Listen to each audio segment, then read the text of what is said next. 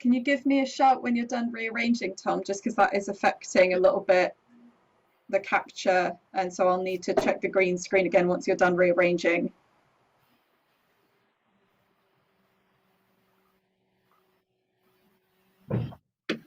Sorry, Tom, can I just check that you heard that? Yeah, sorry. Yeah, cool. There you go. Okay, grand, thank you. Let me just double check some things.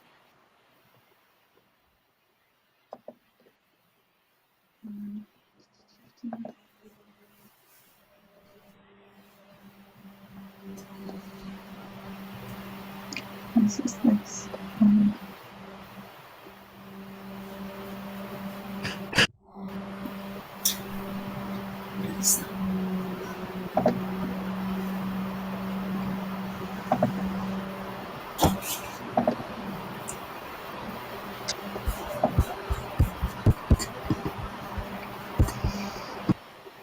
Oh, nice.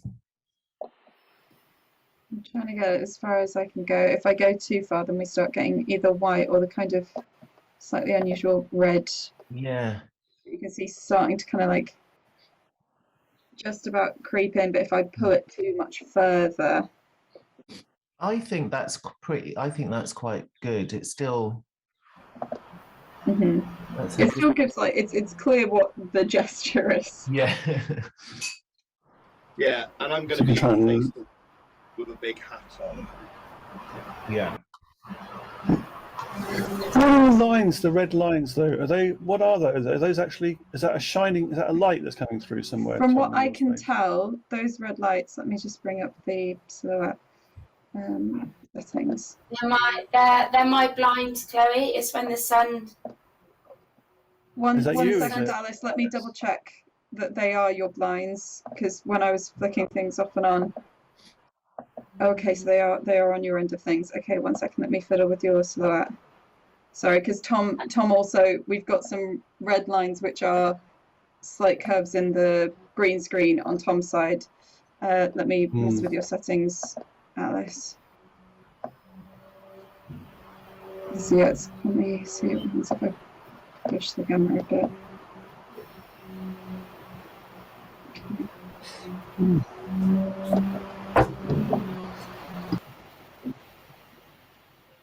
I see, so it's the very slight variation in lines that's coming through the green screen.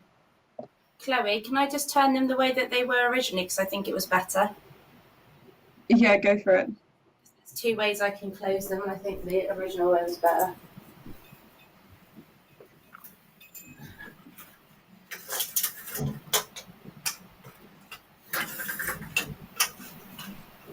And then I'm just going to stick a sheet of fabric over them, okay? And then we shouldn't have that problem.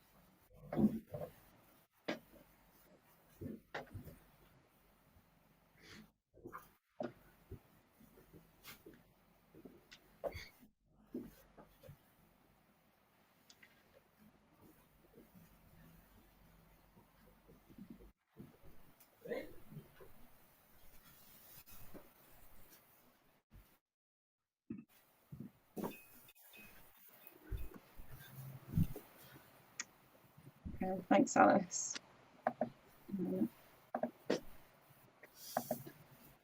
Yeah, that's way more consistent across it all.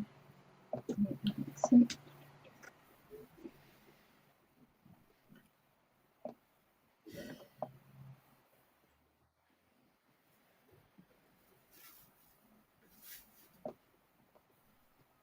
Let me just tidy up the green screen in your original image.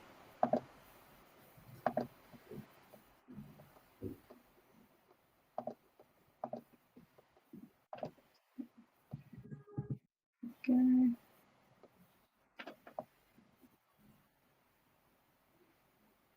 And could you put your hands out and wiggle your fingers? Thank you, it's lovely.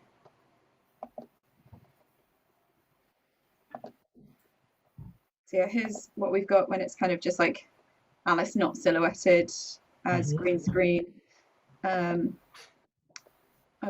just going to do something for 30 seconds with this silhouette just to see if I can get it a little bit.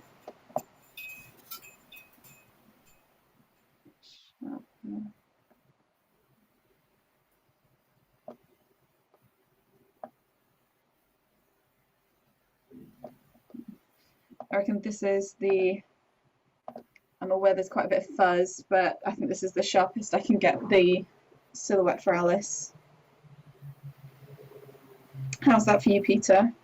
Yeah, I think that looks good.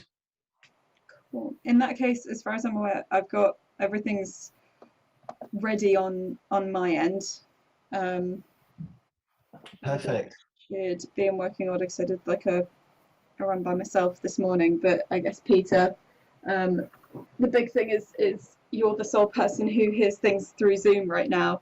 Right. So letting us know how the sound is for you, as well as anything else people want to do between now and 11. Excellent. I would love to just, while we've got these silhouettes, if we could just do the bit feeding in from Shartington discovering the body. Yeah, going from this and then moving into theories. So I think in Alice, maybe, so we do the, so you do the discovery of the body, finishing, and then if we have a set line that's a cue for that's a cue for Chloe that we're moving to silhouette mode, and Cool. similar that you could sort of walk off out of shot as you're saying that line, so that you can then be a silhouette to come back in describing your theories. Would that work, Chloe? Let's just check. Can Alice go over? Yeah, if Alice exits, so is it Alice gives a cue that we're going to silhouette, and then as soon as Alice has exited, I fade us to silhouette? Yeah. So I think Yeah, that's fine. What do we want that line to be? I could say something. I could say, here are some theories that I have, detectives, of how he was killed.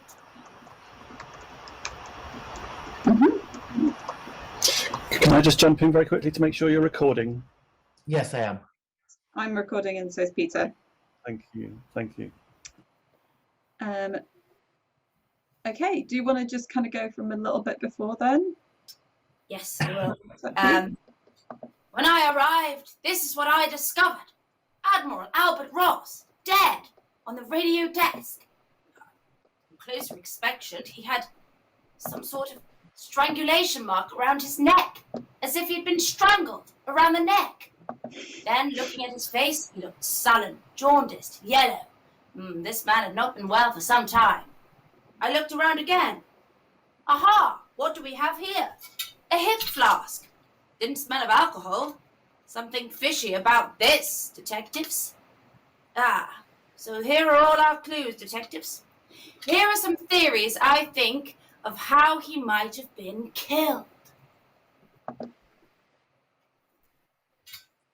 Someone, we don't know who, must have crept in behind him from the radio tower. And because of those strangulation marks, perhaps someone strangled him around the neck. Like this.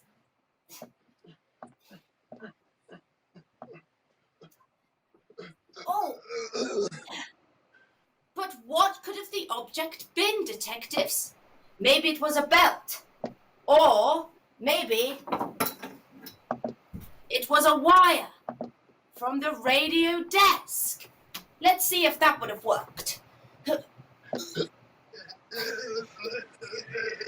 Yes, I think that would have done the trick, detectives. Or maybe the strangulation mark was just a ruse and he was killed another way.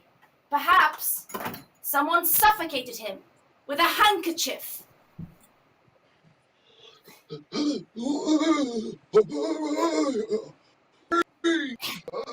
Or perhaps it was something else entirely, detectives. Maybe it was a tiny boat that pecked him to death. Not my ship. No, no, Terence! So, detectives, keep your options wide open. We don't know as of yet what could have killed him. Look out for the obvious, but look out for the unobvious too. Peter? Nice. Yeah, so we just got to work out how we get out of that. Yeah. I mean, if you wanted it to just be like a fade back, the only thing is that I've had to kind of shuffle Alice about a little bit as a Yes. silhouette, just so that it's not solely both people on top of each other. So if I was to fade, then it would fade her kind of back into the side, but maybe that's helpful as a distinction between the two. Yeah, I think that's good. Cool, that was nice. Yeah, I think maybe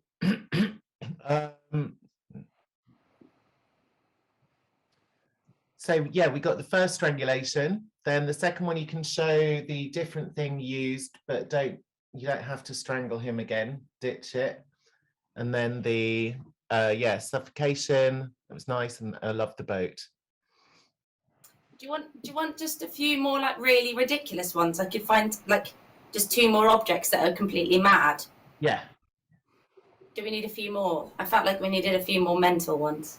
Yeah, I think lean into the mental. Have you got a toilet brush or something like that? Or not that I would. I'll find something. Yeah. Okay, great. Fab. So do we want to do a run through from the top? I'm happy to do that. Yeah. Fab. Alice, in the opening, when you're spotting the audience member outside, instead of inviting them in, say, come in now, could you say something, well, take your time, come in when you feel ready, or something like that, just so that we're not having so that Chloe's not having to do a quick. I just don't have the relevant scenes and things set up.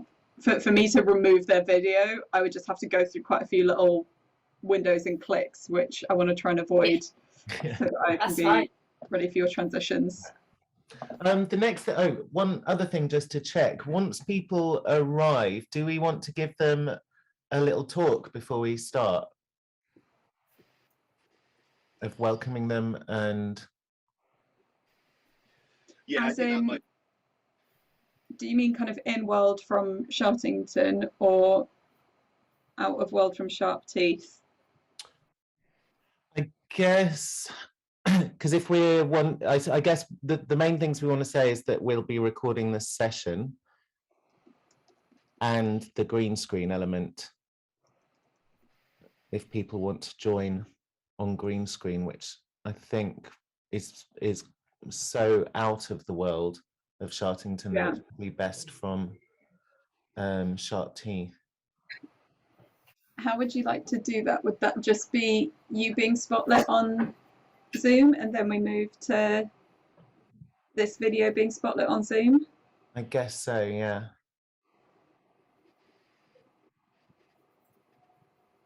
Paul, is that what you've done in past showings? Have you ever said anything, or have you just left it for the performers?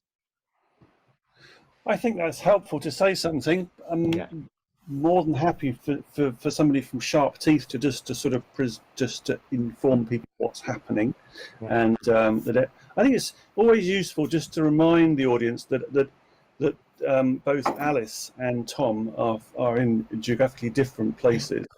Yeah. People often assume that they might be in the same room, but might be obvious to us they're not. But it's just good to reiterate the fact that Alice is calling in from Bristol, and Tom is in London. Yeah. Chloe's also in another location in London, and you're in just to sort of give her that idea that everyone is remote and they're all participating through this sort of telepresence situation and setup. But I'm more than happy for you to do that, Peter. Probably better coming from you than me, I think. But I'm up to you. Brilliant. All right. Oh, I guess I can take the spotlight for a bit. When you're doing that, Peter, do you want me just to put this link into chat for anyone that wants to download a virtual green screen? Yeah, perfect. Cool. I'll do that while you're doing your intro talk. I'll keep it really brief. So should we let's do a practice from that then?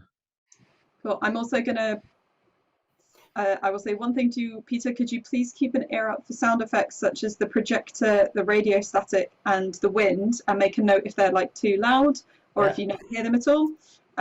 Otherwise, for the purposes of this run, I'm gonna mute myself because that feels like the best kind of close to show state, as it were. Yeah. Okay. Just before we start, shall I move my camera up a little bit if I shrunk down?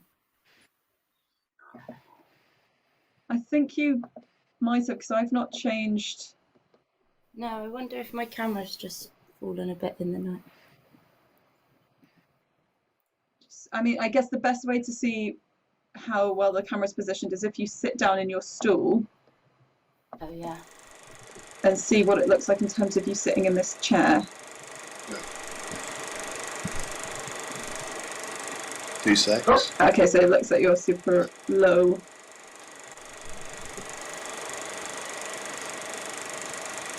That might be the comfy midpoint. Yeah, you look like you're the right height for the chair there. Great. Ow. Right then. That's really weird. I've not been... I'm so sorry, Chloe. What have I done? I think you do look like your camera's changed a little bit. 1 second.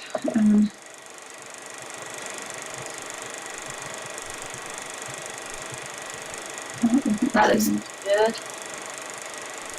And so then when you sit down. Okay, what I'll do is I'm just going to adjust the position that you're in when you're sat down. 2 secs, because it just takes 2 scenes to adjust.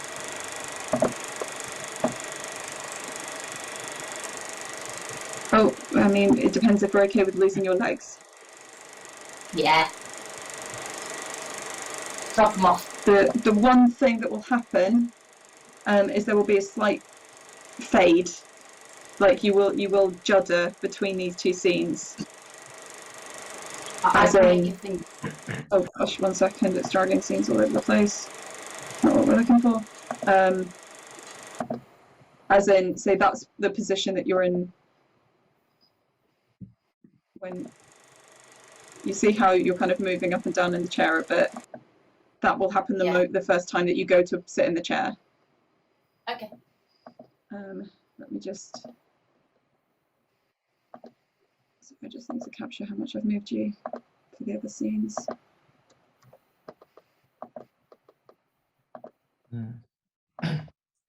One sec.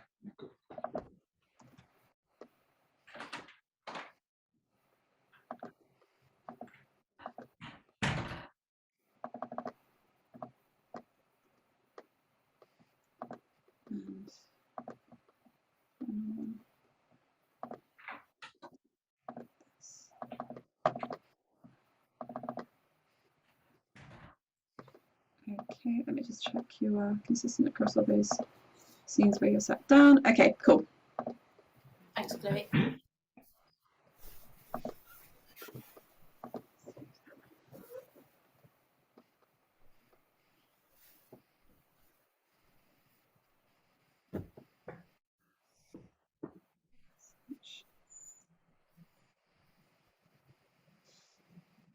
Cool, I'm going to mute myself, but I'm ready to go on my end. Great. So I guess I would just spotlight myself. Hello, welcome everybody. Thank you for joining us here. My name is Peter Baker. You may recognize me from such shows as Sherlock in Holmes 1, Murder at the Circus, and Sherlock on Holmes 2, Murder on Ice. We have been working recently here at Sharp Tea Theatre with Telepresence Stage, who have been researching effective and affordable techniques for performers to connect virtually from their separate homes and put them in interactive sets online, as you are about to witness. Our actors and our techs are from various spots in Bristol and London, and we're going to be demonstrating the results of these 2 weeks of research. Now, should you wish to be involved in the action, you can do the following and add a green screen background like this. Chloe will helpfully share in the tech a link where you can download a green screen background if you so wish to have one. Also, this session will be recorded, so we do hope that you are fine with that. Now, finally, if anyone's interested, here is a link to Telepresence Stage as well, if you want to read more about the work they've been doing both with us and with other companies. And without further ado, I'm going to hand over to our Inspector El Chato. Sorry, I'll do a much better thing like that, who is going to present to us rather disturbing news. Oh, welcome, detectives. Come on in. That's it. Yes, come on board. Come on in to the private lounge of your Captain El Chato. Oh, sorry. But choppy waters here, just outside of Antarctica. Sorry. Detective Peter, is that you outside? Goodness Yes. me. That man was on the sherries last night. You all right out there? Oh. Good. Okay, well, you just come in when you're ready, okay? You take your time. If you need to be sick over the boat, that's totally all right. Okay? Now, goodness. Oh, well, we seem to have steadied ourselves, detectives. And just in time as well, because I need your thinking caps back on. I know we are on the Detective Booze Cruise of 1929, and we've all had a lovely holiday, but I'm afraid it's time to get back to work, detectives. For the reason why we have moored just outside the lands of Antarctica is because earlier this morning I discovered that a man on an expedition, an English expedition just on the land not too far from here, a man has been murdered. Yes, and not just any man, detectives. No, Admiral Albert Ross himself. I know. The famous explorer.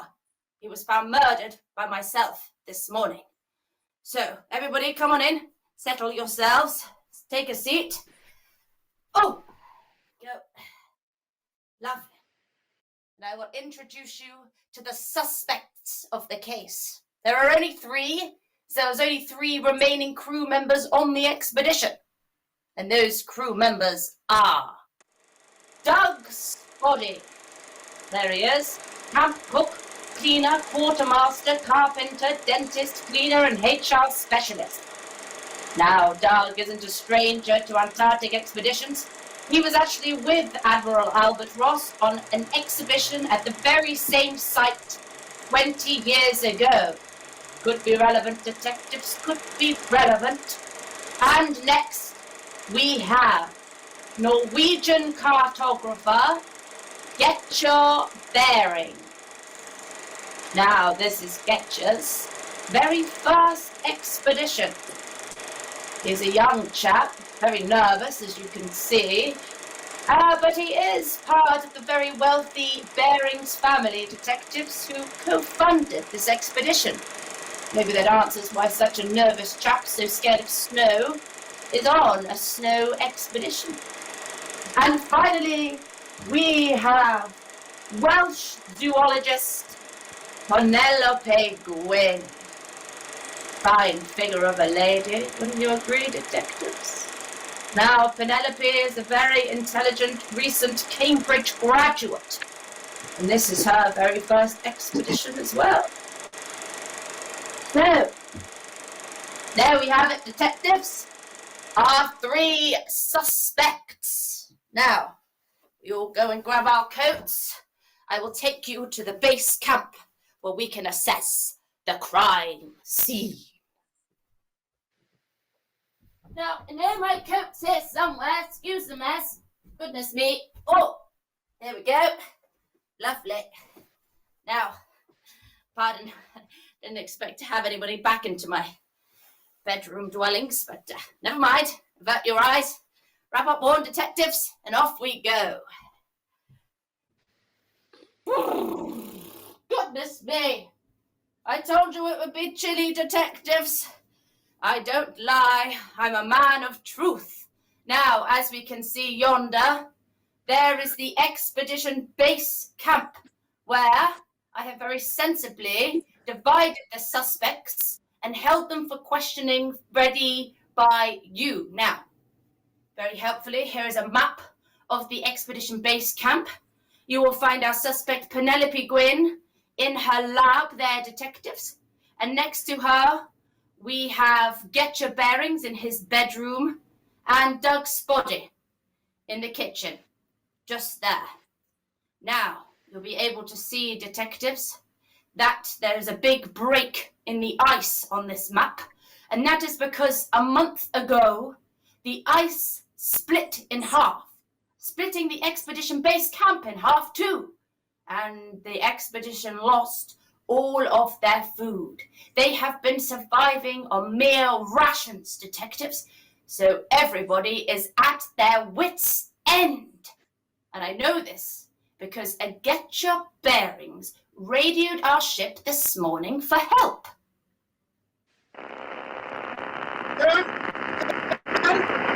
Oh my goodness, you have to help us. We are starving. The ice left several weeks ago, and ever since then, our captain, he is going cuckoo bananas. Please, I fear the worst. Someone doesn't come and help. Someone who's hurt. Or worse, hungry. There he was.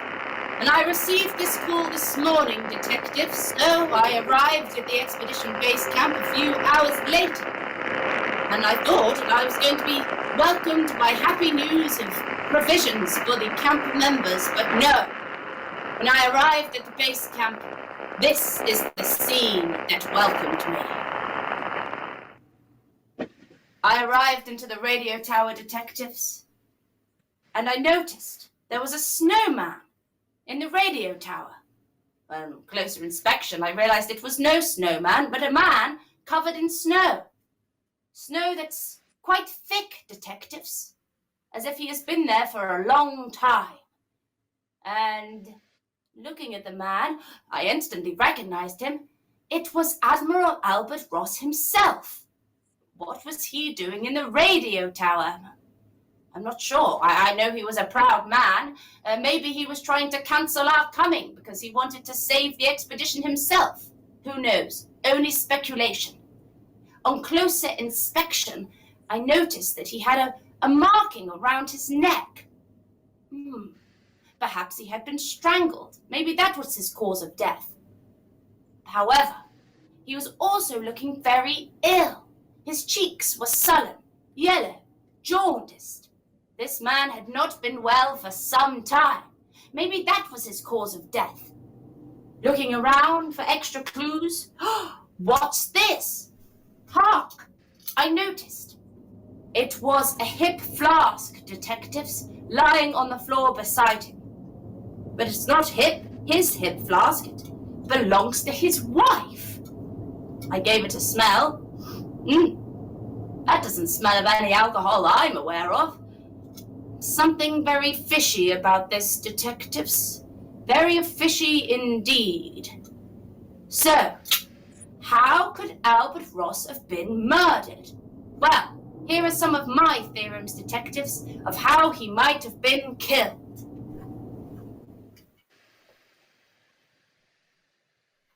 Maybe somebody crept in when he was in the radio and strangled him to death. You brute! Oh my!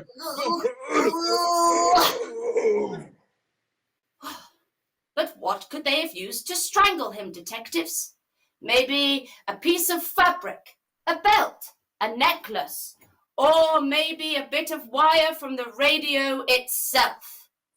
But perhaps the strangulation is just a mere ruse, and maybe he was murdered with something else entirely. Perhaps someone suffocated him with a handkerchief with something putrid on it. It stinks! It stinks and I can't breathe! Or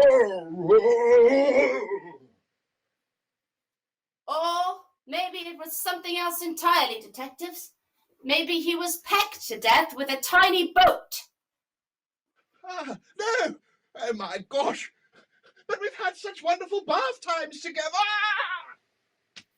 Or maybe, detectives, he was tickled to death with a tiny shadow puppet. Or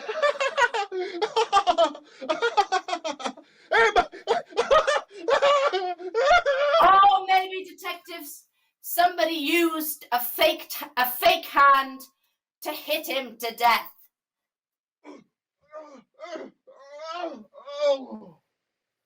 Of course, detectives, all of these theorems are silly indeed, but my point is to keep your options open. Maybe the most obvious isn't the most true. So there we have it, detectives. Those are your clues. You will shortly be divided into your detective teams, where you will have 5 minutes to interview each one of the suspects. Then you will return to my private lounge, where I will be able to hear your theorems on who you think done it, detectives. So pay attention. Stay wise. Stay listening. Good luck, detectives. I believe in you.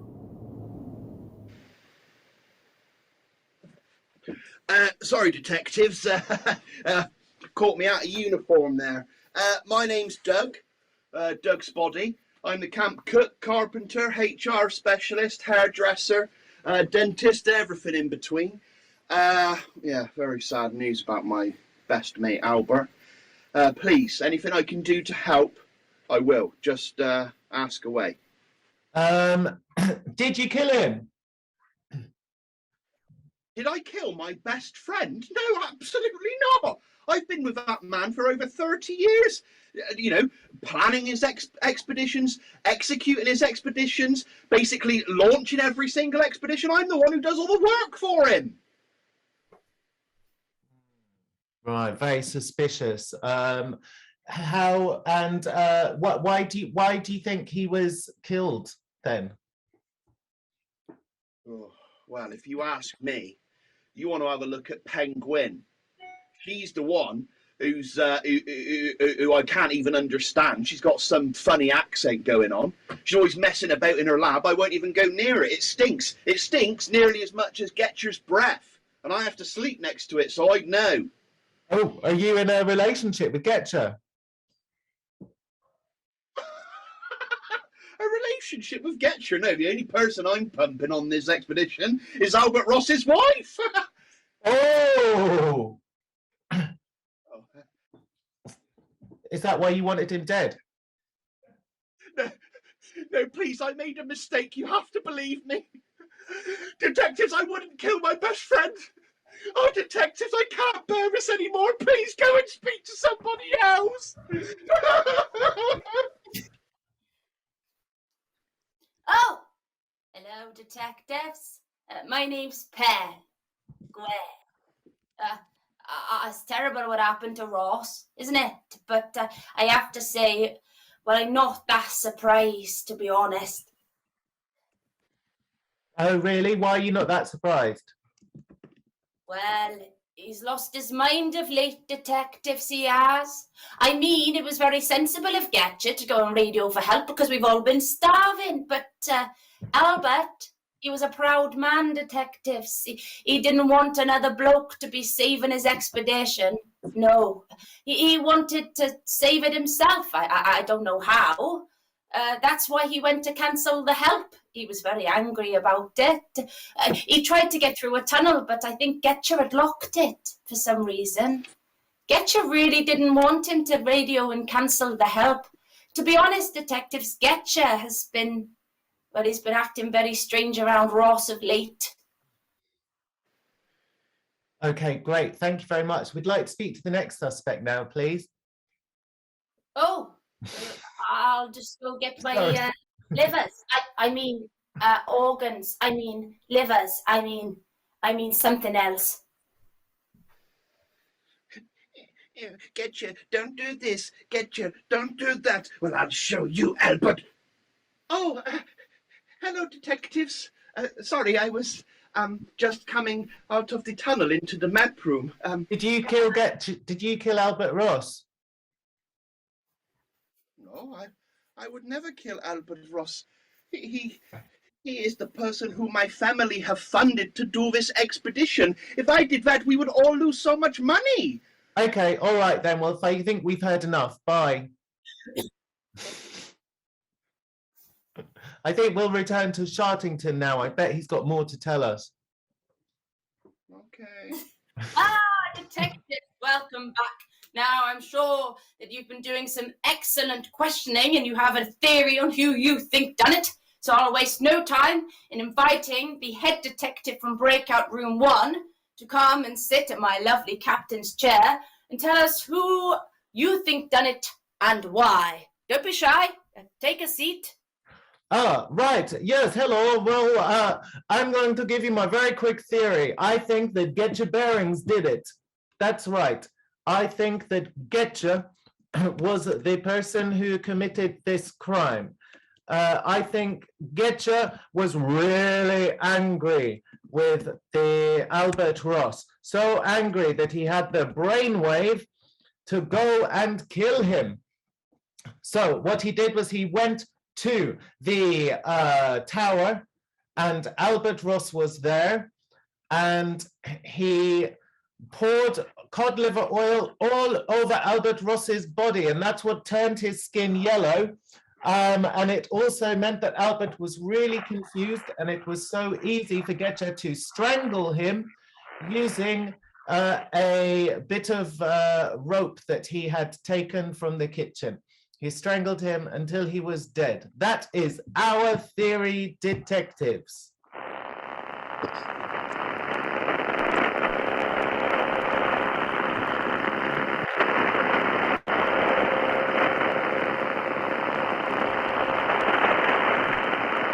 Right. Well, if Getcha had any internet, which he does now. Detectives, thank you so much, Pen.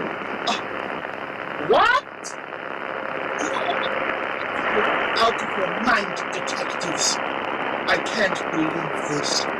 No, I would never kill Albert Ross. Albert Ross was like a daddy to me. You know, I used to admire his jackets that he would wear. Oh, his leather jacket. He was like my leather daddy. I would never do this to him. Go and I want to speak to detective number 2.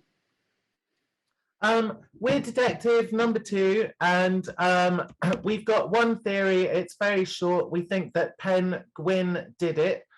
We're the last detective to give our theory today, I'm afraid, and we think that Pen Gwyn committed the crime. Pen was in love with Albert Ross, greatly in love, and when he rejected her advances, she started poisoning him in the kitchen. She was taking the seal liver extract, pouring it in to the barrel. He was drinking it, starting to feel really weak, and then she killed him in the kitchen using some cheese wire.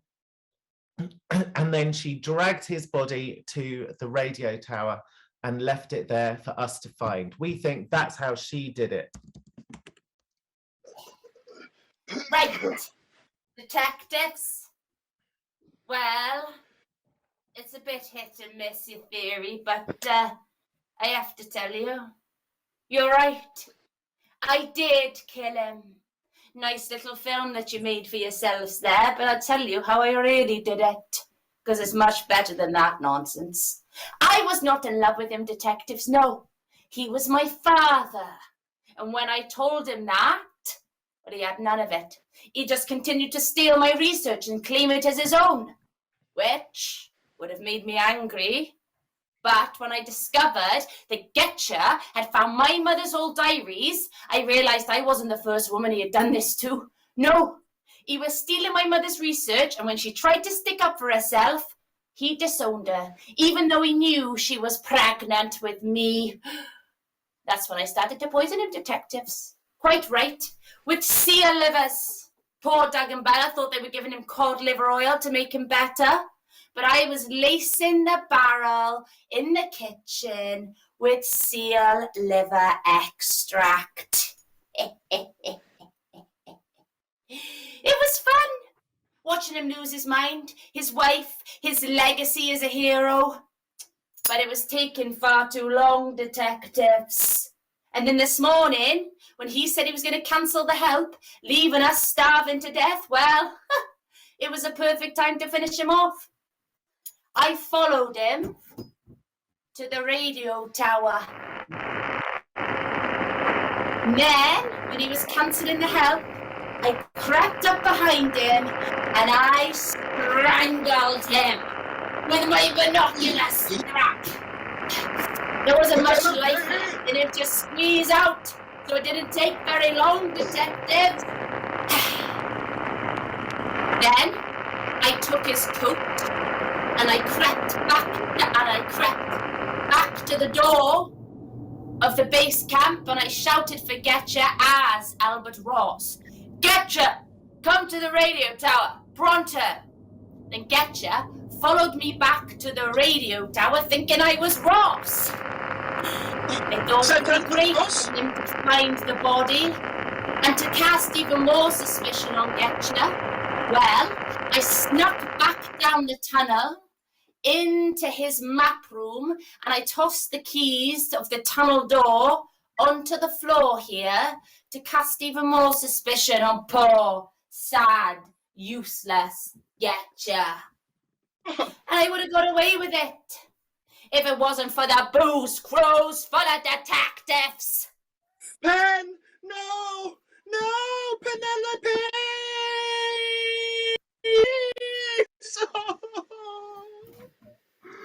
Oh, my love! Oh, Penny, Penny, Penny! Well. There we go. I will speak when I'm off camera, so you know that I'm ready, but I am ready. Well done, detectives. Fantastic work. Each and every one of you helped catch our killer. You can shake my hand. Shake my hand, detective. Not my bottom, you naughty. My hand. Goodness, you've got absolutely enormous hands. Lovely. Well then, detectives. You can stop patting me on the back now. That's it. Off you go. Give me back my chair. Well done, detectives. Now let's all get back to that nice glass of sherry, eh?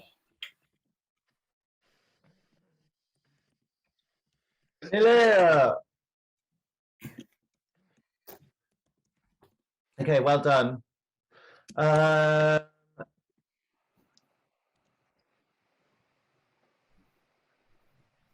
So we've got one person in the waiting room. I've just messaged to say that we'll get joined soon. Any comments from people? Just to say that the internet's being a bit weird. Sometimes it's freezing, but it's just a matter of me refreshing, and then I'll be back. So if I do suddenly freeze, I will be back within a few seconds. Right. I've just got a couple of technical things I noticed. I don't know whether Chloe, it's helpful. I wonder if Peter's audio might be a little bit too loud coming in. Not that they'll hear it back in Zoom. But for us, it's slightly loud. I don't. How loud does it feel for Tom and Alice? Because you're the ones that will need to be listening to people who are coming in over Zoom, and I'm always kind of. I don't want to, because if someone is quieter on Zoom, I mean, actually, Peter's the only person you're listening to. Sure. But yeah, how is it for you? Because it'll be most significant for you too. I'd rather someone was too loud than too quiet for us. Yeah. Okay. Good. Yeah. Just asking us questions. Yeah. All right.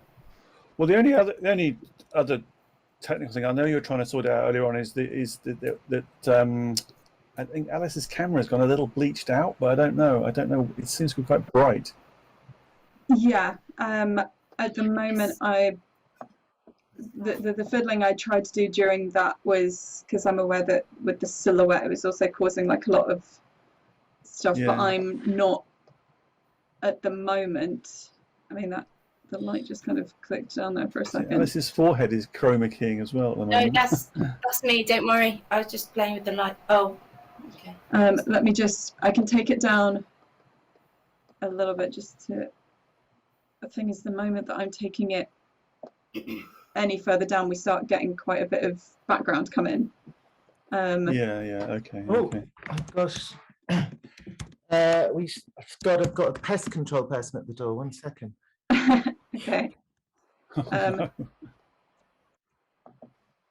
Yeah, it's just that everything is quite pale and bright in the room, so there's I'm struggling to find much I can do on my end to remedy. Right. Okay. And I guess to be honest, Alice's forehead is actually very rarely exposed because either Shartington has a cap on or Penn has a hat on, which is the area that's most. There's one thing I want to see if I can change what I've got the time. Yeah, we're starting to get. Let me just have a little. Are there any other lights on in your room, Alice, that weren't on yesterday? Perhaps overhead light or something? Or... It's exactly the same. I've just changed one of the lights, like you said, to face the camera. Okay.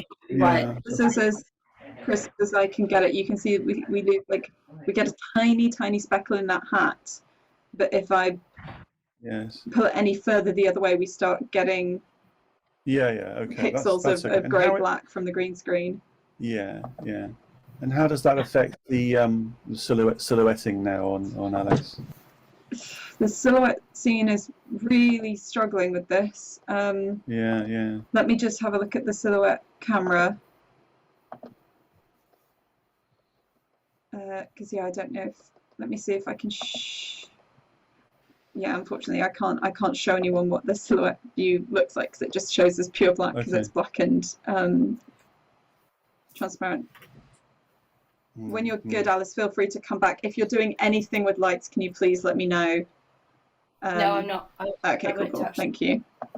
Let me just see if I can do anything in terms of.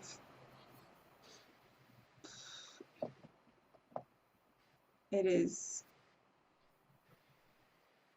1 second because it's now showing that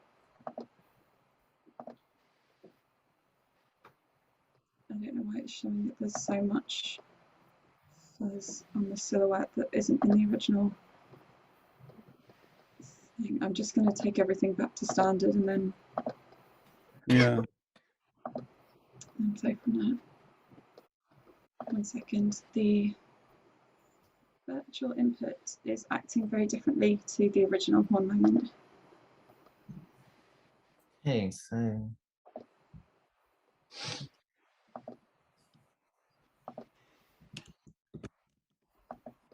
It's all the way down, it's all the way up.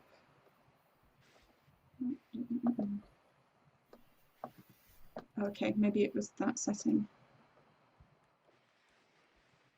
And then if we mess with the gain. Okay, I think I've managed to find some better settings. Let me just oh, that's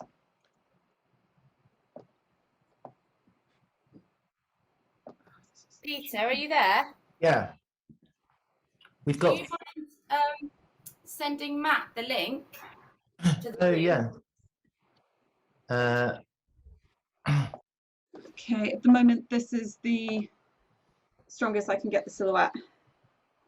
Right. Yeah, that's I'll leave okay. that to him. Well, with all that sort of noise going on around it, that's better. Yeah, That's fine. there is a chance that when we run it, there will be noise there. If there is, I'm not changing any settings. It's just that the Yeah. light in that room seems to be shifting a little Right. bit. Yeah, yeah, sure. Okay, so we've got Oh. 4 people in the waiting room, just to let Okay. you know. Okay, great. All right.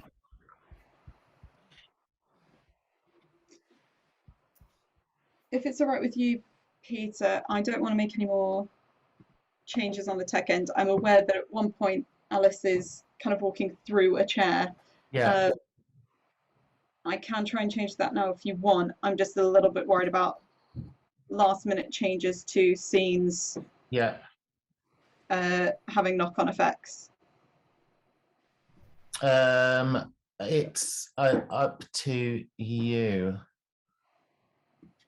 How long do you think we'll be waiting for everyone to join us? I know that I've got 3 people I've invited.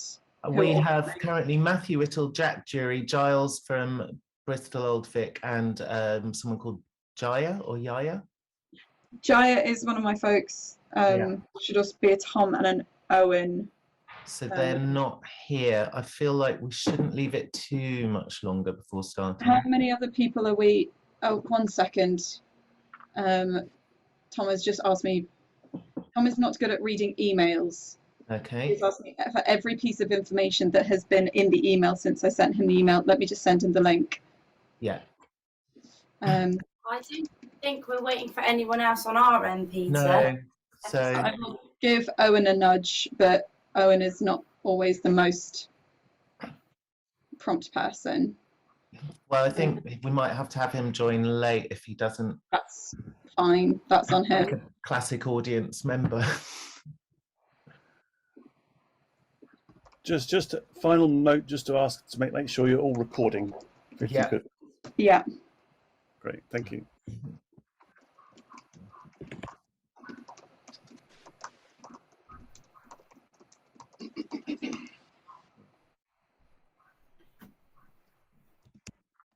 Okay, I've just sent Tom the link.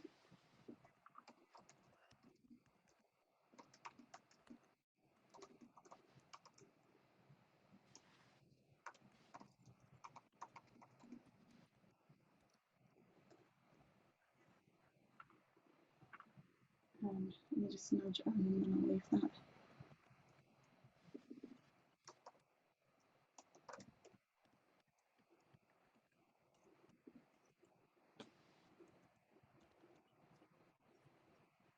Okay, I've got Tom. So shall we do this? Yeah. Yep. Great. I shall. Let me get up an image that isn't the silhouette before they come in. Yeah. They'll see a little bit. Are we okay with seeing that as they come in? Yeah, that's fine. I think at the moment I'm spotlit, so they'll see me and then I'll replace that. Okay. I'm going to mute myself now. All right. Good luck, everyone. Thanks, Have fun. Welcome, welcome, everybody. Now, I know I'm not a sea captain. I do apologize. Are we all in? Can we all hear me? Greetings. I can see Tom, Matthew, Jack, Giles, Stephanie, Jaya. Lovely. Thank you for joining us. Hello, everybody. So I'm Peter Baker, part of Sharp Teeth, and we have been working recently with Telepresence, Telepresence Stage. who have been researching effective and affordable techniques to connect theatre and dance performers from their separate homes and place them within virtual sets online to interact and perform together. And we are all calling in from different places. I'm currently in London. We have one of our performers is in Bristol. Our other performer is in another part of London, and our tech is also in another part of London. Now, we've been looking at various ways of both interacting together as units and also with the audience. And one of those ways is possible if you decide you want to use a green screen background, like I've just done here. If you would like to participate in this and to potentially see yourself on screen, Chloe has helpfully shared a link where you can download a green screen, which you can easily add to your background if you so wish. And you can easily do that by going in your Zoom settings and clicking on backgrounds and filters. And as Chloe says there, you click the plus button if you do want to add this as a background. One final note is that we will be recording this session. So if you're not fine with that, do feel free to have your camera off if you'd rather not be seen or preserved for posterity. I see that Jack has a lovely green screen background there. So without further ado, I am going to hand over to our Captain El Chateau, who will have some rather important news to impart to us all. Thank you very much.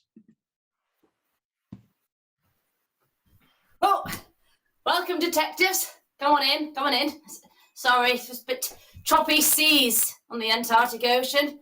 Detective Peter, is that you through the porthole? Yes, sorry. You all right out there? You got a bit of a dicky tummy? Yes. Yes.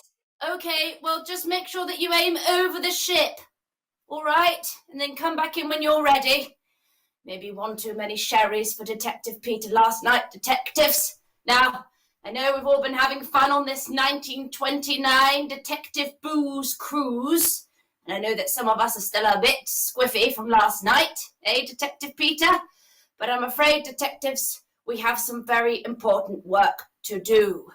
Now, I know you know who I am. Captain El Chateau, the life and soul of the party, and captain of the good ship Sensational. And I'd like to welcome you into my private captain's quarters and my lounge here. The reason I have done so, detective, is that I have some very important news.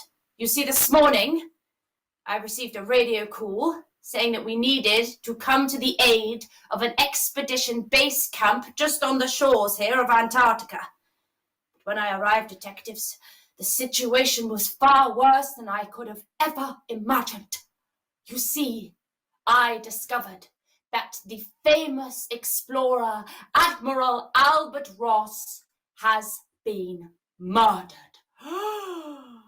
I know. Exactly, Detective Peter. Yes, he was murdered. I saw his cold corpse this morning, detectives. So I need your help to find out who done it. Now, sort of fortunately, there's only 3 crew members left on this expedition. So I shall take a seat in my armchair. There we are.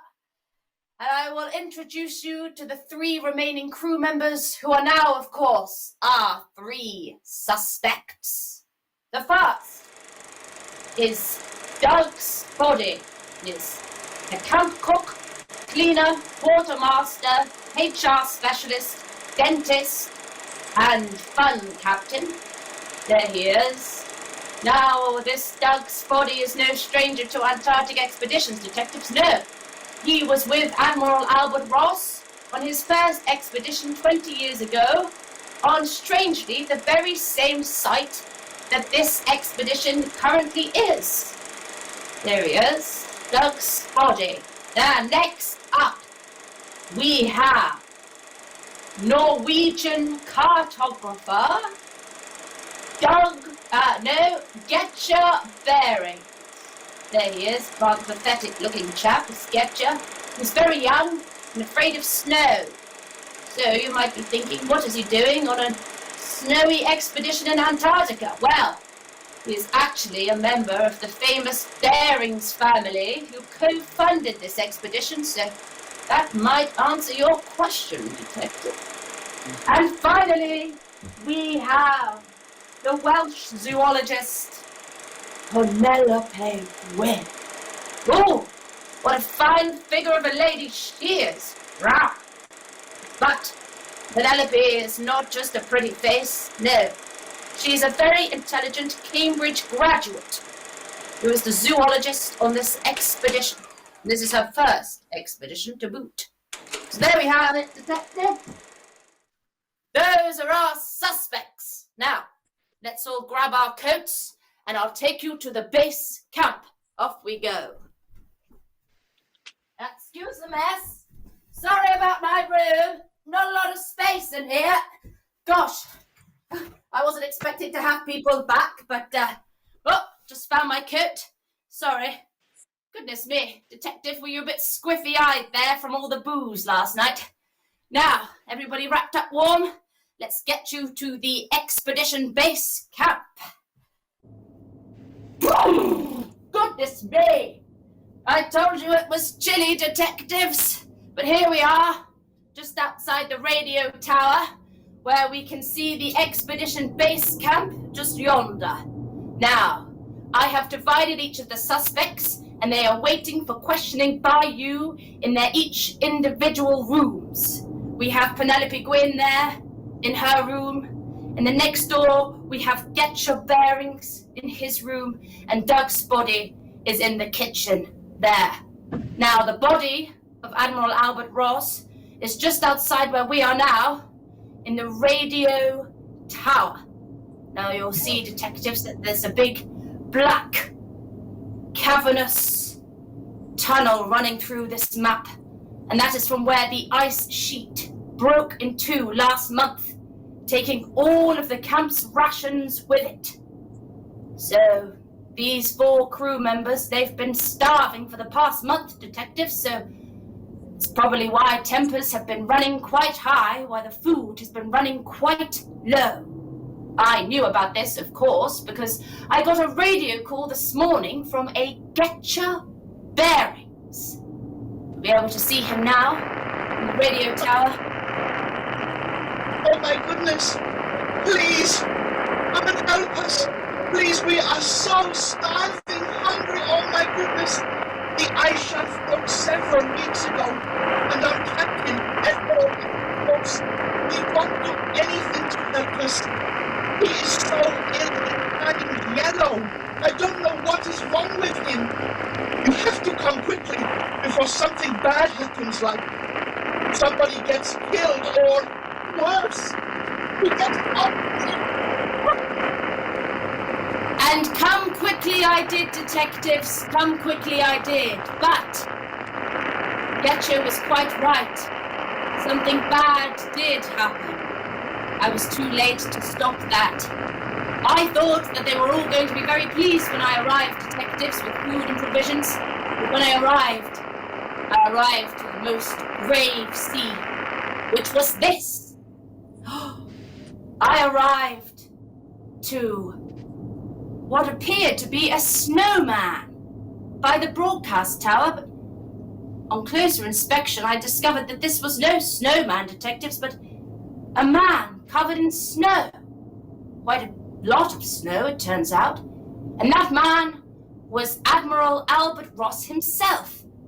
What was he doing at the radio tower, detectives? I know he was quite a proud man. Maybe he had come to cancel our coming. Maybe someone beat him to it. I don't know. On closer inspection, I could see that there was a mark around his neck, like he'd been strangled, around the neck. And then I saw his face.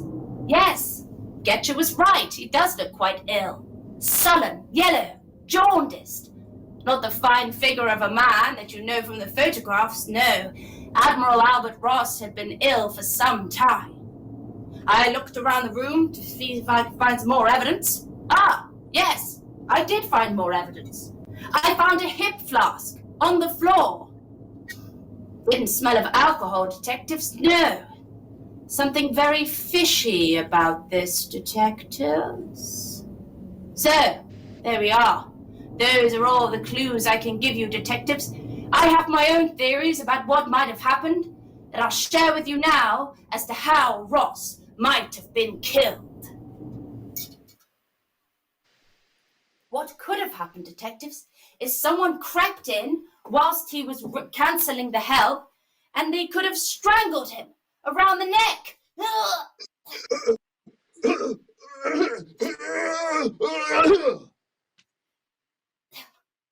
But what could they have used to strangle him, detectives? Maybe a rope, or a necklace, or some sort of belt. Or maybe it was the wire from the radio itself. Who knows? But maybe the strangulation was just a ruse and he was actually killed by something else. Maybe a handkerchief covered in some sort of smelling salt that was so strong it would have killed him. Oh my goodness, it stinks! It stinks! Get off of me! Get off of me! Or maybe it's something not so obvious, detectives. Maybe it was a tiny boat that pecked him to death. Oh my goodness! But we shared such lovely bath times together! Could have been a tiny little puppet that tickled him to death. Oh no! Oh no! Or maybe somebody used a fake hand to bludgeon him to death. Oh God, his fake hand! Help! Obviously, detectives, these suggestions are all nonsense. But my point is to look outside of the box. Maybe the obvious choice isn't the right choice. But I trust you, detectives. Shortly, I'll divide you into your detective teams, where you will have 5 minutes to interview each one of the suspects. Then we will return to the private lounge, where I will be able to hear your theories and find out who you think done it. Good luck, detectives. I believe in you.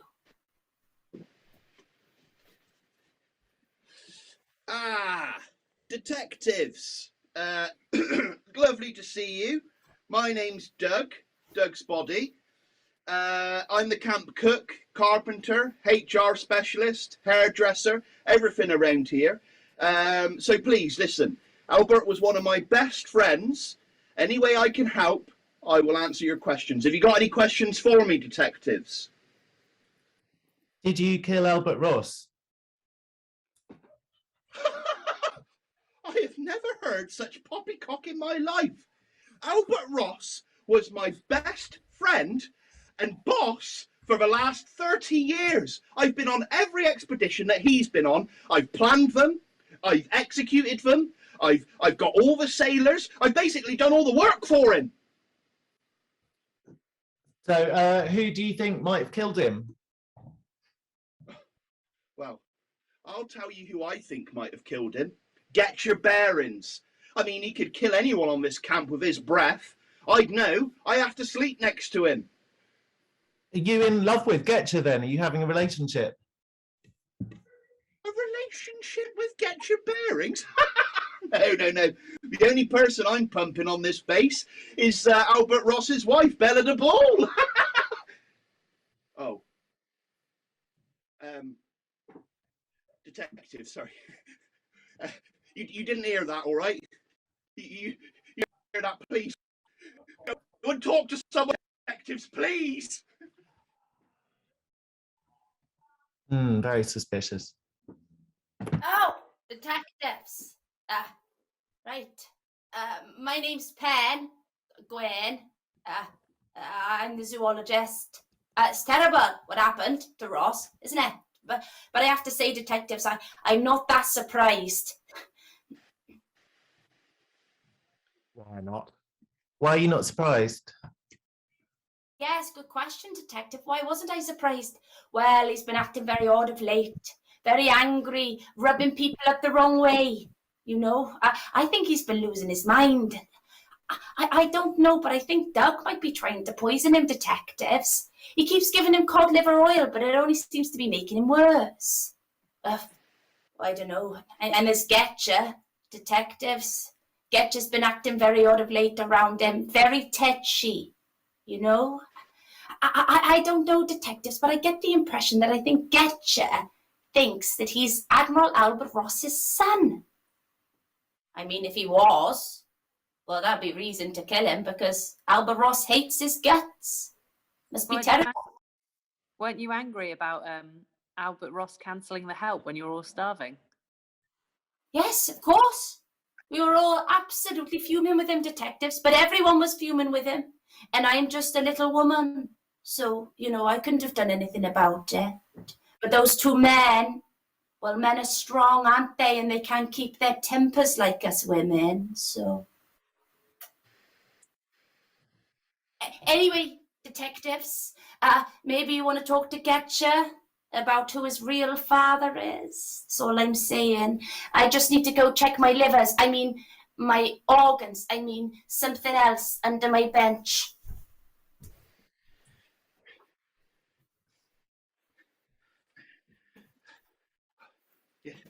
I'll teach you. I'll teach you to mess with me, mess with my girl. It's Getcha's girl, not yours, Albert. Oh, hi, detective. Sorry, I was just coming out of the tunnel. How can I help? What were you saying about Getcha's girl? Oh, well, I have my good friend Penelope, Penelope Gwynn, and well, she doesn't know it, but we're in love. And Albert Ross has been being very mean to her on the expedition, and I must protect her. Why? What do you mean how would you protect her then? Well, Albert Ross keeps going into her lab, and he sometimes sidles up to her, and I just think it is disgusting. The only person who is sidling up to Penelope is me. So interact with cod liver oil. Well, no. Doug deals with the cod liver oil. The only thing that I deal with livers is the seal livers. I take the seal livers from Doug. He takes the seal livers. I take them, and then I give them to Penn in the lab. But yes, they don't mix. Seal livers are very poisonous. Do you think you're Albert Ross's son? Well, I don't know who my daddy is. I was raised by my Uncle Overbearings, back in Norway, you see. I never knew my father, but I have always looked up to Albert, admired him, wanted to take his place. You know, I just don't like the way that he does things with Penelope. I'm going back in my hole!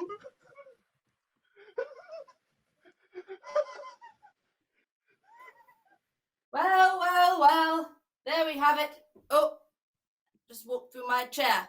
It's got a hole in the back. Yes. Well, there we are, detectives. Excellent detecting work. Congratulations on your excellent questions. Now, I'm sure you have an idea of who you think done it and why. So I'll waste no time in asking the head detective from Breakout Room 1 to come and share your theories. There you are. You can even sit in my captain's chair to tell your theories, eh? Lucky you. Oh, hello. Yes, well, oh, this is weird. Yeah, I'm the detective from Breakout Room 1. And, well, yeah, like it says here, I think Penn did it. So I reckon that, well, we all talked about it and we figured that Penn was the person who killed who killed Albert Ross. And we think that she was madly, deeply, truly in love with him. That's right. She was completely in love with him, and we think that he had rejected her advances, which made her absolutely furious. She was so angry that she decided that she would have to try to kill him some way. So she started with getting the cod liver oil, and we think she was actually giving him a massage with the cod liver oil. She kept massaging this like poisonous seal liver oil into him. So he thought he was having a pleasurable massage, and actually she was slowly poisoning him. But then she basically, we think that she killed him when he was in the radio tower. We're not sure what she strangled him with though. So that's the only thing we don't really understand. So maybe she used her hands, because we can't think what the weapon was. That's what we think. Right. You think that I was in love with him, did you? All right, well, I don't know where you got that from, detectives, but a fine theory, I'll admit. But I wasn't the one who killed him. Of course I wasn't. Detective from breakout room 2, have you been paying more attention? Who do you think done it? Yes, I have been paying more attention. See, we in breakout room 2, we basically believe that it was Doug Spoddy who did it. That's right. We think Doug Spoddy is the criminal. We think that Doug was really jealous of the way that Albert was getting recognition for everything. He was so jealous that it made him really, really upset and really, really angry. And we actually don't think that Albert Ross was killed in the broadcast tower. We think that Doug killed him when he was in the kitchen. We think that Doug used his tea towel to wrap it around Albert's neck and strangled him until he was dead. And then, because Doug is quite strong, he dragged Albert Ross all the way to the broadcast tower and left the body there. And then he put on Albert Ross's coat and limped his way back to the camp and pretended to be Albert Ross. That's how we think he killed Albert Ross.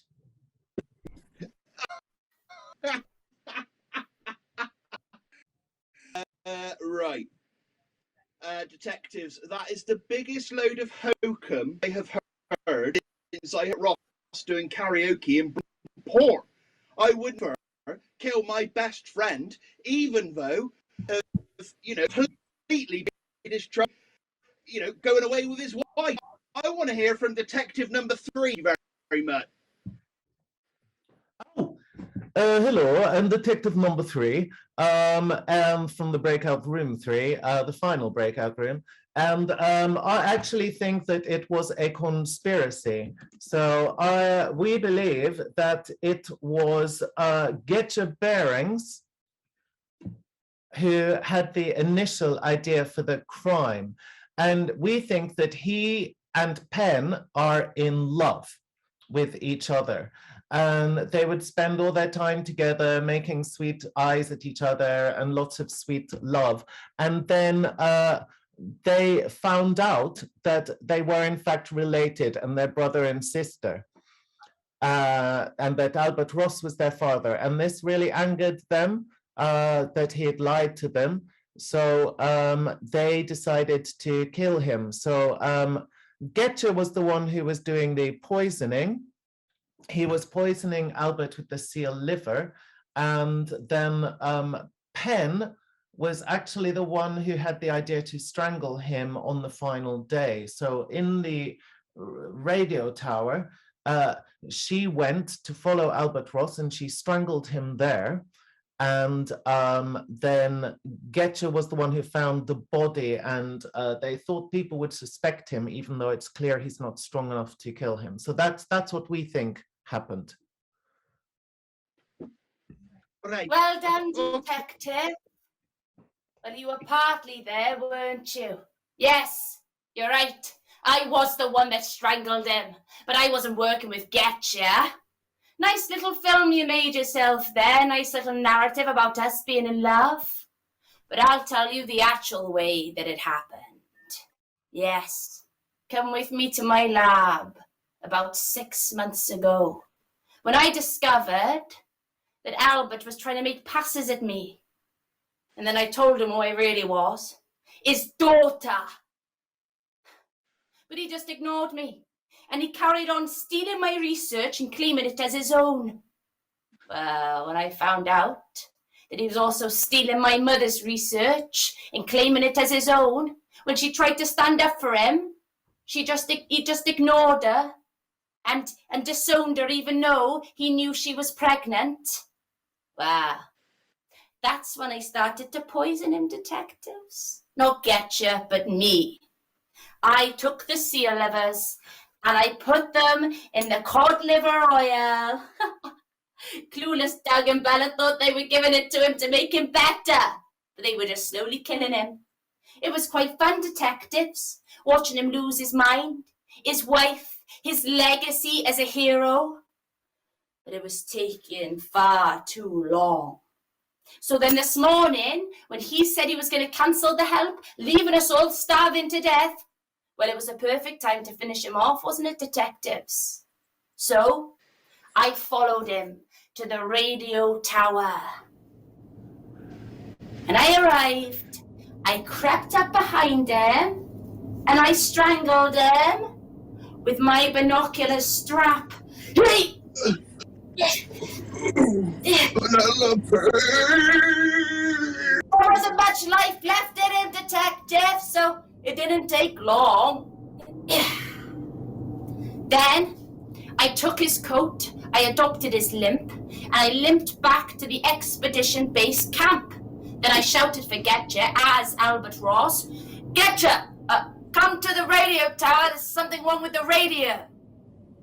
I did this so Getcha would follow me, thinking I was Albert Ross, so that he would arrive at the crime scene with a dead body and everyone would think it was him. But when I snuck back to the radio tower, I crept back down the tunnel, and then I tossed the tunnel keys onto the map room floor to cast some suspicion on poor, sad, useless Getcha. And I would have got away with it if it wasn't for you, Detective Booze Cruise. No, no, my sweet Penny. Penny Wendy. Penelope. Why would you do such a thing?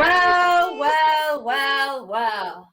There we are, detectives. There we are. Well done. Each and every one of you helped us catch our killer. Now shake my hand. Shake it. Shake my hand. That's it. Very good. Goodness me, you've got absolutely enormous hands. Stop touching my bottom. Goodness me, man. There we are. Now, off you go. That's it. Fade away. Lovely. Well done, detectives. Congratulations. Now, let's get back to our booze cruise. Which one of you had the sherry?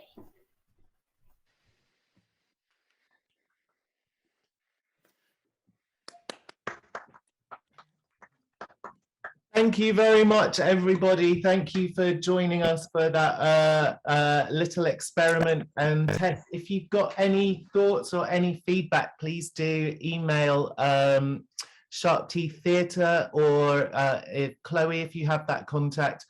We'd love to hear your thoughts and your feedback. And also, if you want to know more about Telepresence stage, I'm just going to share the web link in the chat for you to read more. So you can read more about what they've been doing, both with us and with 7 other theatre companies. But for now, I'd like to thank you very much for joining us, and I hope you enjoy the rest of your day. Well done, guys. Thank you. Hi, Steph. Hello. Hello. That was mega. Great. Yeah, well done. Yeah, really good. Particularly loved seeing Jack on screen there. Yeah, I really That enjoyed was great. pop up. That was really fun. That was Madcap first. So Yeah, it's been a challenging couple of sort of weeks, hasn't it, with this in lots of ways, but really good, really well done, and really innovative use of the bringing people in from Zoom. Really enjoyed it. I just wanted to quickly say that I was going to say we would have had more people brought in from Zoom, but for some reason Zoom ISO would not recognise the existence of Tom Black. whenever I tried to bring him in as an input, it would just show me a black screen. So I don't know what was going on with that there. But I'm glad we were able to get Jack in. Yeah. Oh no. Great. Yeah. That's great. And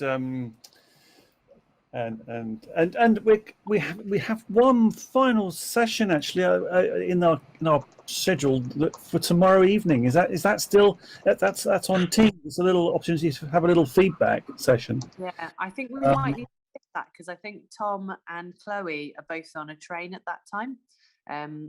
Oh, okay. Yeah, I'll send an email in a moment and see if we can put one in the diary. Sorry, that was my bad. I meant to rejig that. Okay. Flip my brain. Yeah. But it'd be good to have a chat through everything. And reflect. Yeah. Yeah. Absolutely. And we've got everything recorded, haven't we? Yeah. Everything's recorded today. Excellent. Where do you want those files going? To me, please, Peter, if you could. Yeah. I'm not sure the best way to send them. You could do a kind of transfer them to me, perhaps. Yeah. All the recordings you've done, if they're dated, it would help. I can know which ones were which. I'll have to sort of patch them up with Chloe's recordings as well. So we have a of it all. That'll be great. Well, thank you very much. Well done. Yeah, well done, guys. Yeah, it's been really great well done. Yeah. Good. Well, I think Steph's going to organise some a date for us to get together to do to have a meeting, to sort of do a kind of debrief on it all, and to talk about some of the project outcomes and your sort of aims and that sort of thing. So, Steph, I'll leave that with you to organise that date. I mean, or can we try and the sooner the better for me would be preferable. We had it originally. It was suggested in the diary for 10 in the morning, but I don't know. I think Alice wasn't sure when she was travelling, so I don't know if anyone. I am free now to do that. So I don't know if everyone's just free today, and I can try to get out of. Depending on. Yeah, I could probably do 10 o'clock for a bit, but or at 1:30. Is that 10 a.m. tomorrow? Yeah, but I don't know what time you're getting on a train, Chloe. I have to leave my flat around 2, so I can do 10 a.m. Same. Yeah. Oh yeah. Have you got a double show day, Peter? No, that's today. Okay. Yeah. Oh, But I'm busy from 2 tomorrow. Okay. So would that work that works for you, Alice? So like a 10 a.m. one. Yeah. Great. Should we just do 10 a.m. Okay. People? 10 a.m. tomorrow. That'd be perfect. So it was. Right. I'll move the session that was scheduled for 5 o'clock, and I'll move it to 10 o'clock, and I'll send you a reminder, an invite. It's on Teams. It'll be on Teams. Is that okay? Yeah, that's fine with me. Great. Wonderful. And I'll change that date. So 10 o'clock tomorrow. Tomorrow is perfect. We can meet then. That works for me very well. And Chloe's going to send me the videos and that sort of thing, and so we can catch up on those. I'll get on uploading the videos. They just take a little while. Fantastic. Okay. All right. Well, I think everyone deserves a bit of a break, a bit of a rest. Okay. Well, sounds like you're early everything. So thank you for working really hard to get ready for that sharing. Thank you guys. Yeah, well done. Yeah, well done, everyone. Tomorrow. Yeah, see you folks tomorrow morning. Great. And Tom, I'll see you in the hallway. Yeah. See you in 30 seconds. 10 seconds. Bye, folks. I'm going to shut. Bye-bye. Bye.